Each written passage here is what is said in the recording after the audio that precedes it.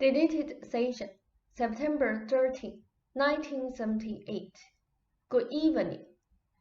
The Arabs and the Jews and your Baptist culture, a beautiful instructional picture. I spoke lately about your communications and some of their more fortunate ramifications. You have had what amounts to local gods, even though one name may be used, so that Carter can say, we all worship the same God. Fanatics work best in isolation, where their own beliefs are currently and constantly reinforced, and where they are surrounded by sacred yes men of one kind or another, whatever their designation. Other beliefs are not allowed to intrude, and even those who are firm believers, but not fanatics, naturally prefer the company of their own kind. Begin Sadat and Carter are each God-fearing men, sincere believers in their causes. How can God be for the Jews and against their enemies, the Arabs, as the Jews suppose? And how can God be for the Arabs and against the Jews, as the Arabs suppose? Decent God-fearing men, they must indeed question how the same God can have such different views, and at least wonder if their own nationalistic histories and prejudice may not have distorted the interpretation of God's word somewhere along the way. Your communication system is indeed bringing such issues to light more and more. People are faced with beliefs other than their own, and discover that the enemy, or the infidel, or the terrorist, or the respected head of state, while having completely different views, are each convinced of their own uprightness and virtue. That sort of explosion in your terms has not happened before, and of itself it forces both mind and heart to question some dictates that have been taken for granted in the past. For in the past, almost any kind of destruction or war or violence was justified if it was done in God's name, or if the soldiers were marching on the side of right. Since this one God of Carter's, however, can obviously have such different ideas, saying one thing to one nation and the opposite to another, then men will begin to check their nationalistic lists of divine instructions, discovering that to some extent or another, this God would seem to have told several different groups of people that they were chosen above others, that their enemies would be vanquished, and that they might indeed defend their divine rights through whatever unfortunate but necessary means.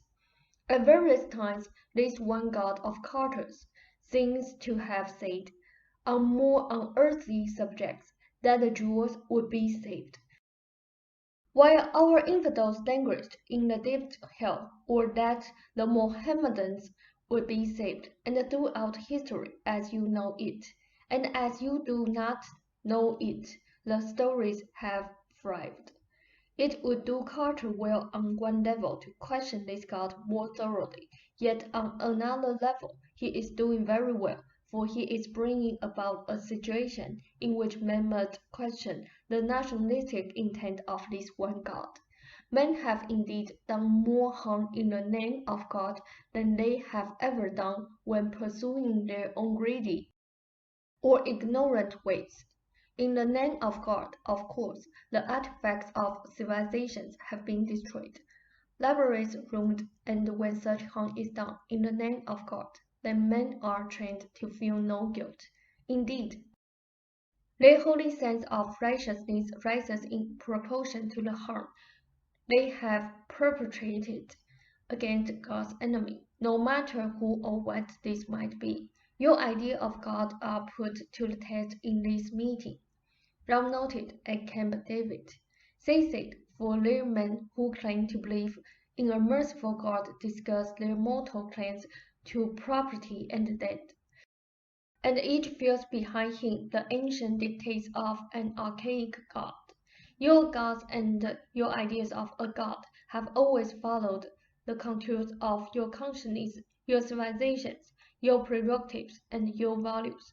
These are projected outward as giant-sized psychic patterns. Architects' plans for the cultural cities to follow. Such ideas can and have been used most beneficially by simple men and women throughout the ages. And distorted as they are, they still served to remind man that his source is not the world. Man possesses an innate biological knowledge, however, of right and wrong, and to a large extent, religions as they are utilized distort much of that information. Left alone, men are not murderers.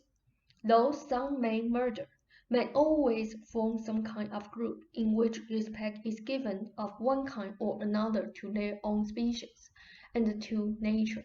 Your communication system may, in time, make the distortions of your God concept much more visible, so that honest men can at least question, how can God say this to the Jews and that to the Arabs?